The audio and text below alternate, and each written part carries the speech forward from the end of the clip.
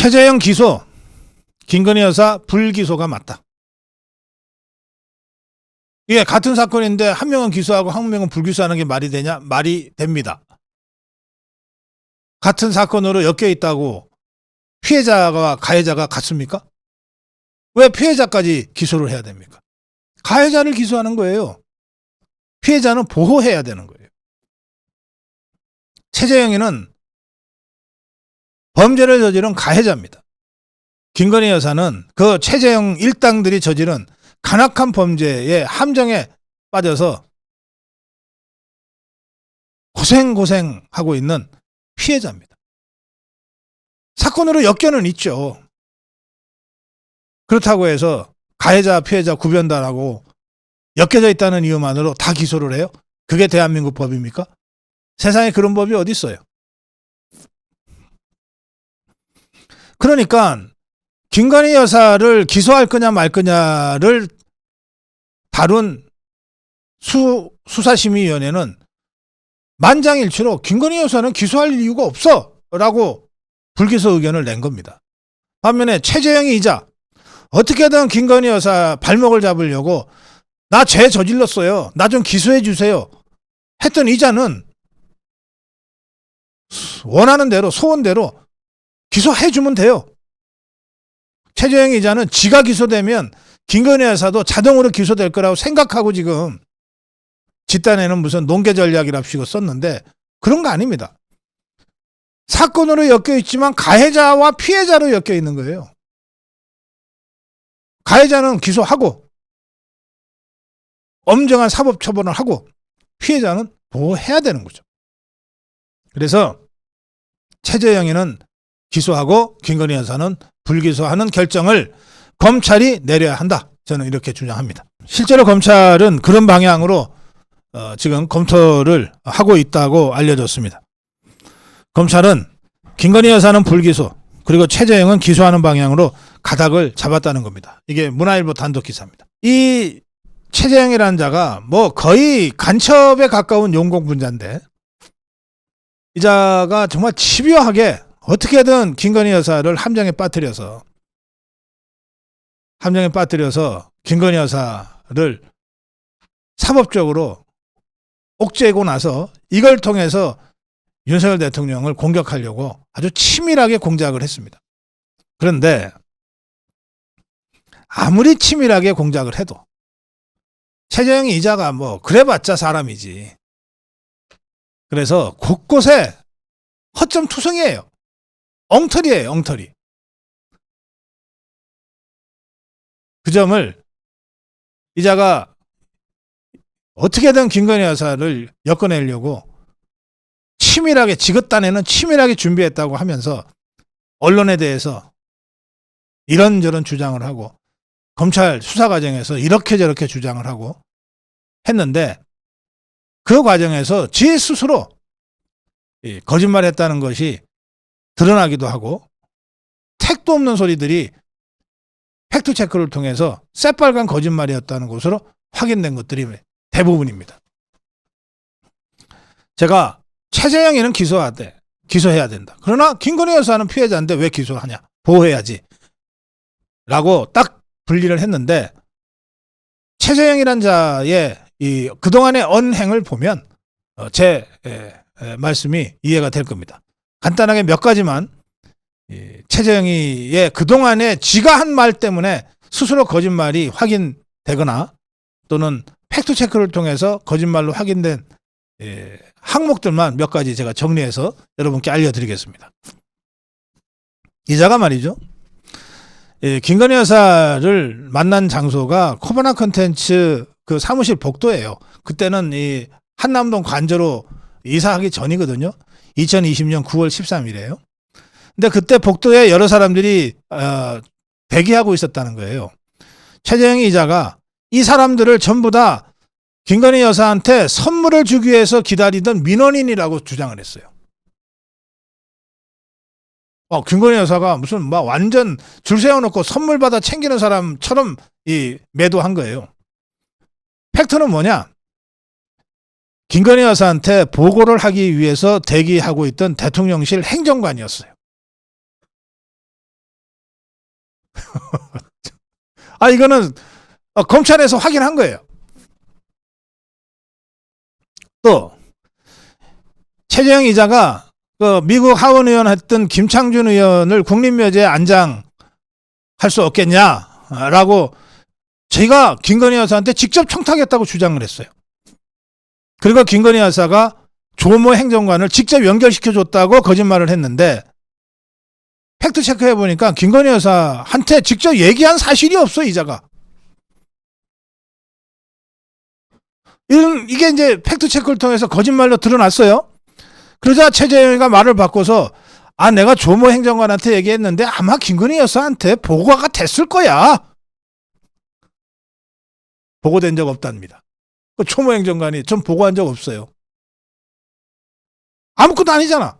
그 다음에 2022년 6월 20일 김건희 여사가 금융위원 인사청탁 전화하는 걸 지가 직접 봤대. 그런데 확인해 보니까 팩트체크입니다. 금융위원 인사청탁 사실 자체가 없어요. 왜? 외부 임사를 임명한 적이 없어요. 결국 이 금융위원 여기 이 자리에는 문재인 청와대 행정관 출신이 나중에 들어갔어요. 아무 관계가 없다는 거예요. 완전히 지어낸 거짓말이죠. 또 정말 황당한 거짓말도 이 최재형이가 했습니다. 대통령과 이 김건희 여사가 프로포폴 중독이다.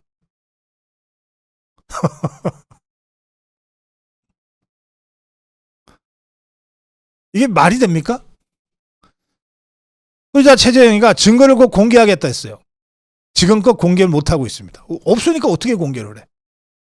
아무 병원이나 가서 프로포폴을 얻어다가 이게 내가 본 프로포폴이라고 내놓을지는 모르겠는데 아무 증거도 없어요. 그래서 이 대목 관련해서는 국민의힘에서 얘는 안 되겠다 해서 정보통신망법 위반으로 고발한 상태입니다. 이 최재형이 이자가 수사받아야 될 게 한두 개가 아니에요. 또 대북정책, 통일정책을 조언하기 위해서 김건희 여사한테 처음 연락했다고 거짓말했어요. 대북정책, 통일정책 얘기가 거의 없었다는 거예요. 나중에 한두 마디 통일이 필요한 거 아닙니까? 이런 얘기 했대요. 그리고 양평이 이제 김건희 여사의 그 선대가 살고 있던 고향인데 양평을 강조하면서 접근한 적이 없다고, 나는 통일 조언하겠다고 왔다 이렇게 강변했는데 김건희 여사랑 처음 만났을 때의 그 대화가 저 동양이신 것 같은데 제 고향이 마침 경기도 양평군 개군면입니다. 이러고 접근했다는데 또 이자가 증거물이라고 카톡 대화를 검찰에 제출했는데 여기저기가 삭제가 돼 있어요. 그러자 이자가 그거 사건과 직접 관련이 없는 사적 대화를 삭제한 거예요 라고 거짓말을 했어요. 지한테 불리한 문장만 싹 빼거나 지한테 불리한 문장만 딱 제외하고서 캡처해서 제출한 거예요. 그러니까 그야말로 악마적 왜곡과 편집을 해서 제출한 겁니다. 또 정말 황당한 거짓말이 있어요. 지금도 좌파들이 이 주장합니다. 그 김건희 여사가 받았다는 그 디올 파우치백, 디올 파우치 이거 지금 검찰에 다 제출했거든요. 근데 이거 가짜를 제출했다는 거예요. 그러면서 진짜 디올 파우치에는 시리얼 넘버가 있다. 그거 확인해야 된다. 이러고 떠들고 있는데 그 디올백이라는 게 그렇게 정말 귀한 그거 드문 것도 아니고 여러분들도 주위에 있을 거예요. 그거 보시면 돼요. 디올백에 그 디올 파우치백에 각인되어 있는 게 무슨 시리얼 넘버가 아니고 제조 연원일, 공장 번호 그런 거래요. 그 어느 제품이나 다 있는 거예요. 제조 연원일, 공장 번호. 디올백에도 그게 있었던 것 같아요. 그래서 이게 가짜를 제출한 게 아니라 이게 진짜가 제출됐다고 하는 것은 이미 검찰 조사를 통해서 확인이 돼 있어요, 이미. 그 다음에 이자가 지금 수사심의에 가서 나 청탁하려고 했어. 나를 좀 제발 수사 좀 해줘. 기소해줘. 재판받게 해줘. 라고 지금 이게 아마 사법사상 처음 있는 일일걸요. 죄 지은 자가 나 죄 있으니까 기소해달라고 하는 거. 그렇게 해서라도 이제 김건희 여사를 올가 넣겠다는 건데, 그러면 이자가 검찰 수사 때부터 그렇게 얘기했어야지. 검찰 수사 때는 나 청탁 의도가 없었어요 이러고 수사를 받았거든요. 그럼 왜 그랬냐 그러면. 검찰 수사 때는 청탁 의도가 없다 그러고 왜 이제 와서 청탁했다고 주장하냐. 왜 말이 180도 바뀌었냐. 그러자 검찰의 유도신문에 따라서 청탁이 아니다, 직무 관련성이 없다고 그때 진술했다. 이렇게 검찰한테 뒤집어 씌웠어요. 그런데 입이 망정이지. 이자가 원 무슨 좌파 유튜브 방송에 나가서 떠들어댔는데 그때 지 입으로 뭐 청탁이 아니고 직무 관련성이 없고 쥐가 떠들어댔어. 보도자료도 그렇게 뿌렸어요. 그때는 지가 감옥 가기 싫으니까.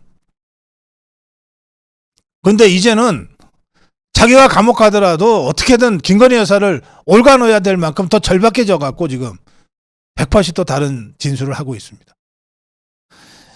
그래서 이런 최재형이 처음부터 끝까지 공작 꾸미고 거짓말로 어떻게든 김건희 여사를 올가 넣어서 윤석열 대통령한테 타격을 주고 탄핵으로 몰고 가려고 하는 이 최재형이 넌 당연히 기소해야 됩니다. 당연히 기소해야 됩니다. 그리고 이렇게 온갖 거짓말로 김건희 여사를 함정에 빠뜨리고 올가 넣으려고 했잖아요. 최재형이가. 그러니까 김건희 여사야말로 2중 3중의 피해자인 거예요. 2차 가해, 3차 가해까지 당하고 있는 피해자인 거예요. 그래서 최재형에 대해서는 기소와 엄중한 사법 처리를, 그리고 김건희 여사에 대해서는 불기소와 사법적 보호를 이렇게 확실하게 구분해서 해야만이 검찰이 제대로 된 살아있는 검찰로 받아설 수 있다. 그렇게 말씀드립니다. 정론 1침이었습니다.